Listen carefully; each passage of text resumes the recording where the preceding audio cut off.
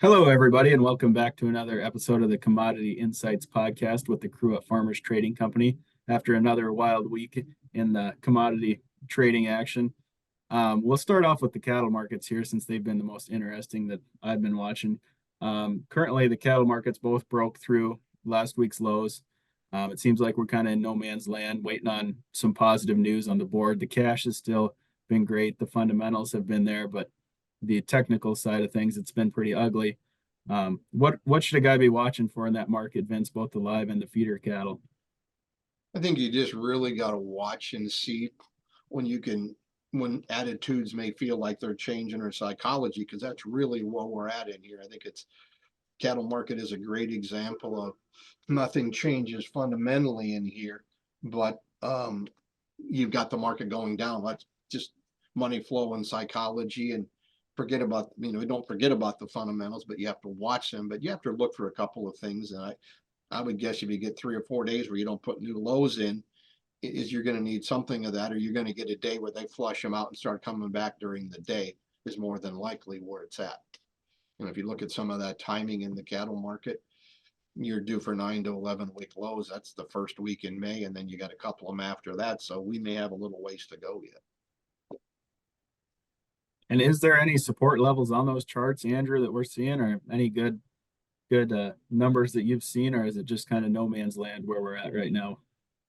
I personally think the answer is no man's land, but I threw a retracement on a couple of different ones of my charts just to see if I could gather anything from it. And if you look at like a May feeder cattle chart, you take that December low and then what was that late February high?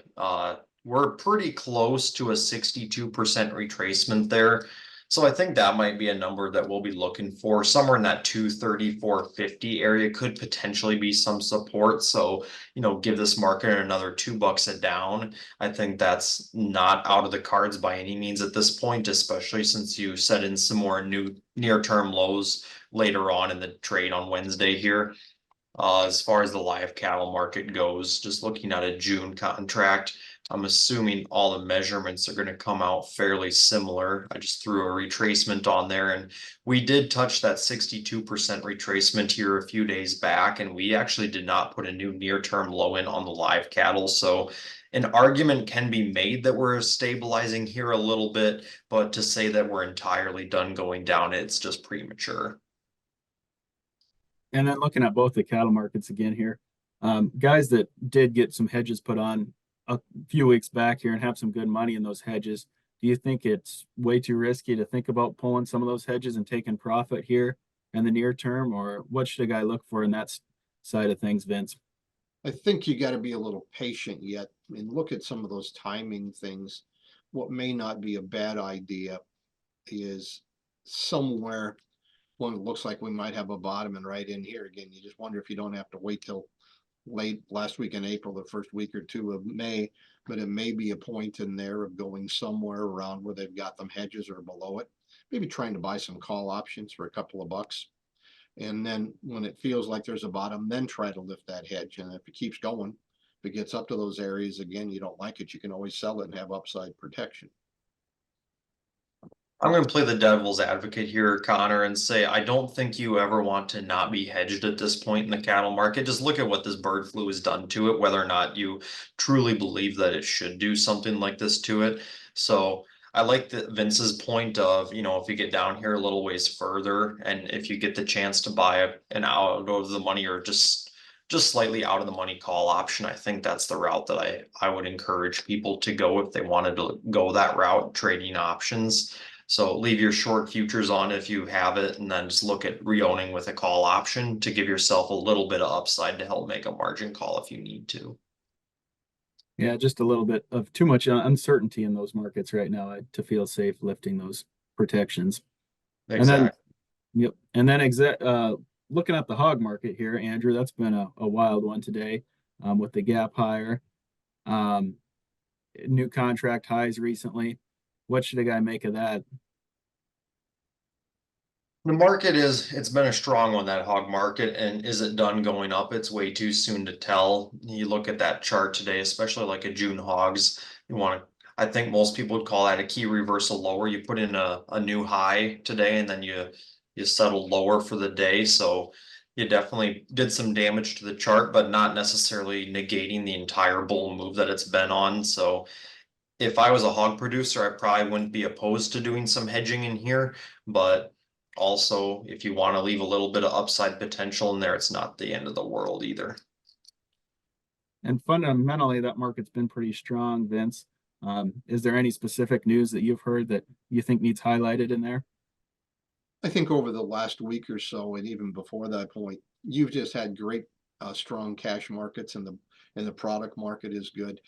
Those two together, I think, is what held it in. And when you look at the gap higher open this morning, that was on $7 higher cash reported yesterday afternoon. I think when you had that news, you had buyers in there, and when you ran out of buyers, you ran out of buyers, and there wasn't any below the market. So you hit stops and got that extreme move. And again, is that what you're going to see when you top this thing? Yeah, it is. Whether we did it, as Andrew said, time will tell us. But I always thought that 110 area, I'm not sure you do a lot more than that in hogs for the time being.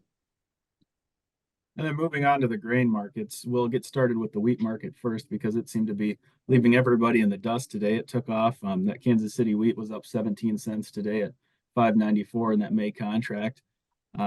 What got that wheat market so excited? Was it news out of Russia about drought conditions or anything that you heard? We'll start with you, Vince.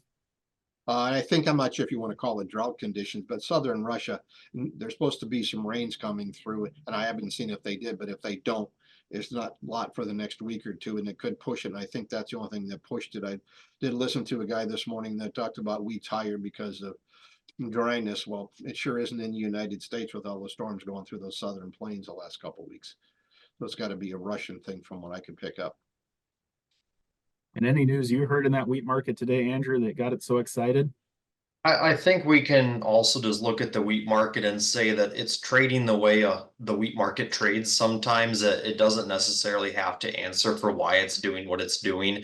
It's in a sideways trading range. It's trying to form a bit of a pennant or a wedge in there.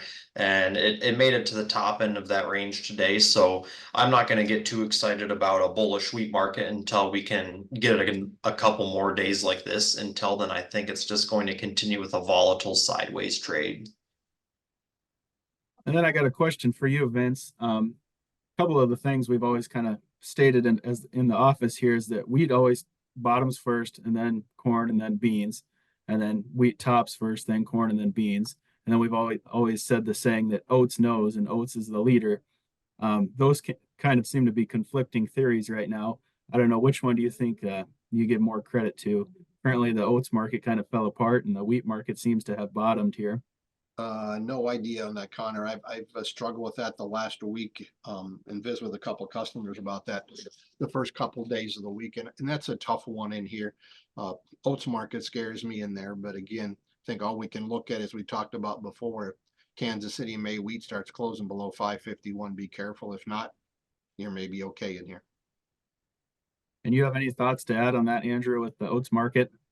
I would say just echo Vince there. I'm going to watch the wheat market a bit closer than I will the oats market here for a bit more of a serious indicator. The oats market last I looked today had an okay day. So nice to see that happen. Hopefully the wheat market can make it where we don't need to have a conversation of trusting the oats, and we can keep corn prices up by keeping the wheat up. And with that being said, I think we'll roll on to the corn market here. Seems to be that 20 period moving average is some hard resistance we keep running into. It peaks above it and then it dies in both the July and the May corn. Any news coming out in the I guess in the near future that could help us get through that? And what are the expectations out of this WASD report there, Vince? Well, first of all, I think you just said you get export sales on Thursday morning, which I don't think are going to be any big market mover in there. But the WASD could. It's usually a quiet report. I don't think they're looking for any huge changes. I think most of the trade is looking for some slight decreases in Argentine production, and that number will come out earlier on Thursday morning than USDA does. And then you've got possibly some small shifts in carryout numbers on corn and beans, but other than that, you shouldn't see a lot. So you don't think you're going to get a surprise in there. But it's going to take something different than we know right now. And then over to you, Andrew. Any thoughts or things you've heard in the corn market recently? Corn market, it seems like a sideways trade is keeping everyone happy for the most part. They're waiting for planters to start rolling. And of course, back to the question that we've had several different times is, was that 90 million acres that the USDA said the real number that we'll end up with having? Talked to several different merchandisers today, and they all think the number is going to be 92 million when all is said and done.